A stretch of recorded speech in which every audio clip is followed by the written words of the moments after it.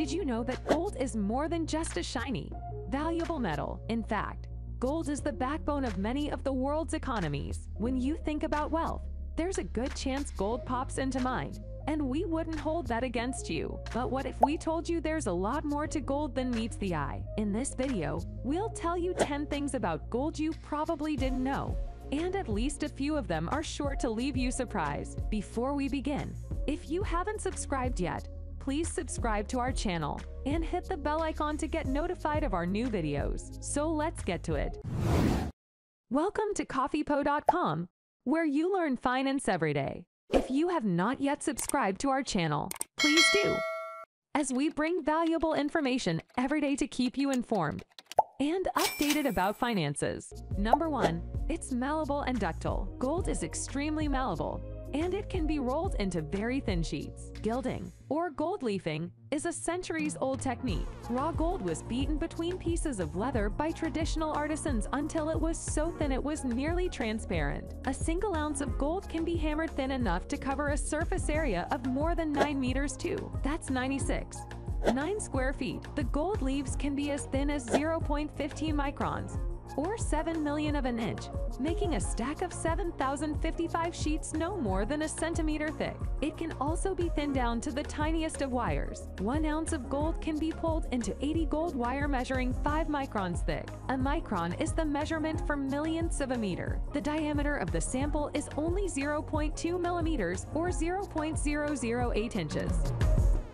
Number 2. Chinese royalty. Although China is not typically associated with royalty, the country actually has a long and storied history of kings and queens. In fact, the Chinese gold mining sector is the largest national gold producer in the world. In 2016, China produced 453.5 tons of gold from mining operations, according to the China Gold Association. This kept its position as the world's greatest gold producer for the 10th year in a row. Since 2007, China's annual gold mining output has increased by 62%. In 2009, it surpassed 300 tons, and then 400 tons in 2011. By 2014, it had produced a total of 478 tons of gold, a new high. While China is no longer a monarchy, its gold mining sector remains incredibly strong. This is due in part to the high demand for gold in the country, both for jewelry and investment purposes. Gold is seen as a stable asset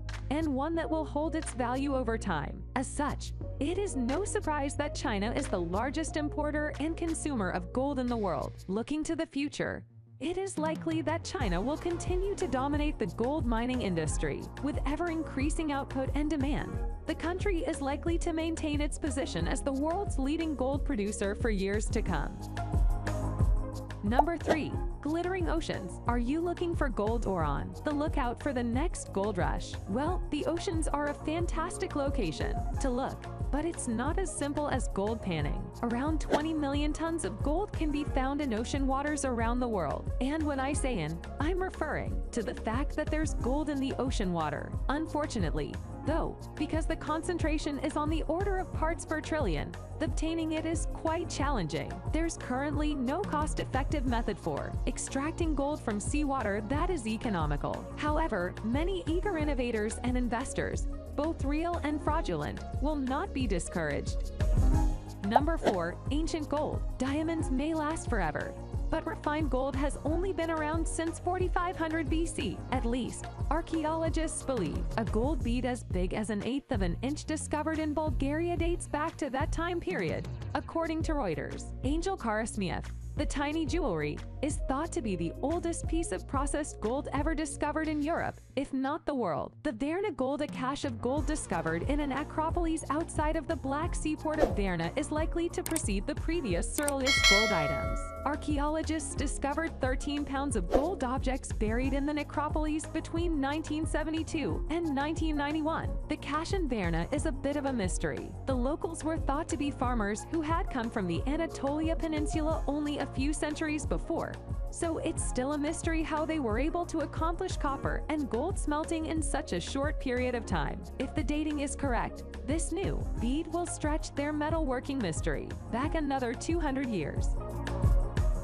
Number 5. Not the most expensive. Gold may be the most popular precious metal, but it is definitely not the most expensive. That honor goes to palladium and rhodium, two metals that are significantly more expensive than gold. Rhodium is a silver-white metallic element that is highly reflective and corrosion resistant. It is also the world's rarest and most valuable precious metal, costing significantly more than gold or platinum. Rhodium is primarily used in automotive catalytic converters, which minimize the number of nitrogen oxides discharged into the atmosphere. Palladium has seen a surge in demand in recent years as automobile emissions rules have been tightened. The popularity of petrol automobiles with palladium catalytic converters over diesel vehicles with platinum catalytic converters has also contributed to its rising demand. So if you're looking for a precious metal that is truly valuable, you'll need to look beyond gold. Number 6. Every cloud has a gold lining. For years,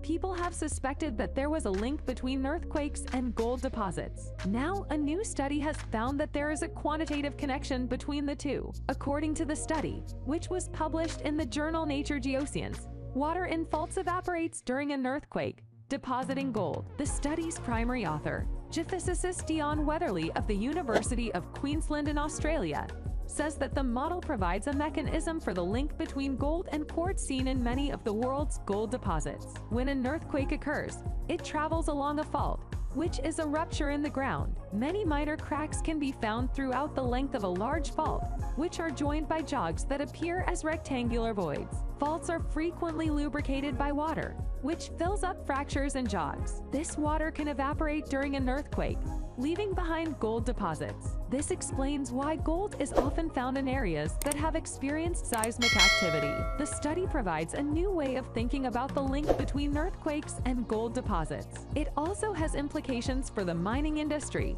as it may help prospectors to find new gold deposits. Number 7. Invincible gold. Gold is indestructible as it stands.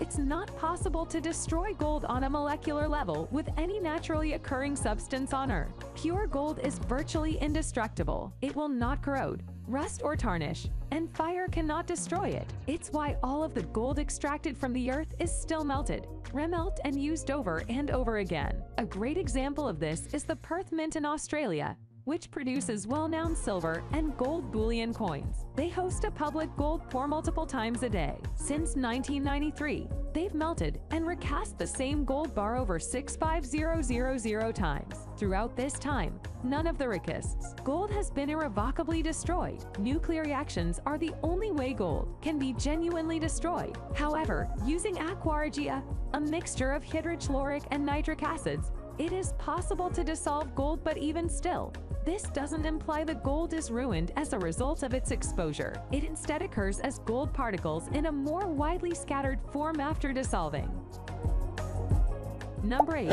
Unnettable metal. Since ancient times, gold has been utilized in medicine, dentistry, and has a food decoration element. Gold is chemically inert, and it doesn't easily decompose. But experts claim that pure edible gold doesn't degrade or disintegrate in the bloodstream, and as a result, it's excreted from the body as a waste product. However, not much is said about edible gold, and a lot relies on how much of it is consumed. Gold and nanoparticles, on the other hand, may cause hypersensitivity to metals if administered directly, and it might cause damage to cell membranes. But when it comes to eating edible gold flakes and drink sweets or delicacies, the gold particles are large, making it difficult for them to get through cell membranes and cause any damage. And as a result, it's thought to be safe for consumption. It just might glimmer on the way down the toilet when you flush.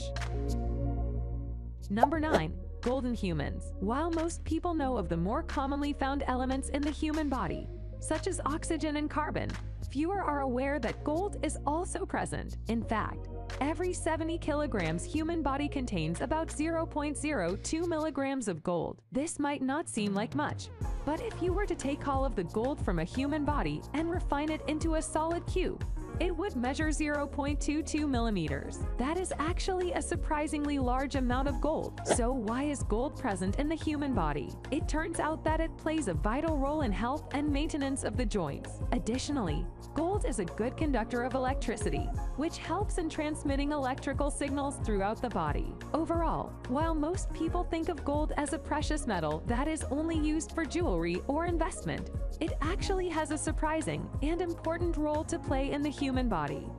Number 10. Extreme creation. Gold owes its status as a precious metal to its rarity. All of the gold mined throughout history would fit into a square box with sides around 20 meters in length. And that's not because of a failure to mine more. Gold is rare throughout the universe because it's a relatively hefty atom consisting of 79 protons and 118 neutrons that makes it hard to produce, even in the incredible heat and pressure of the chemical forges of a supernova is the death of a giant star that is responsible for creating most chemical elements. There is even skepticism over a supernova's ability to do the job.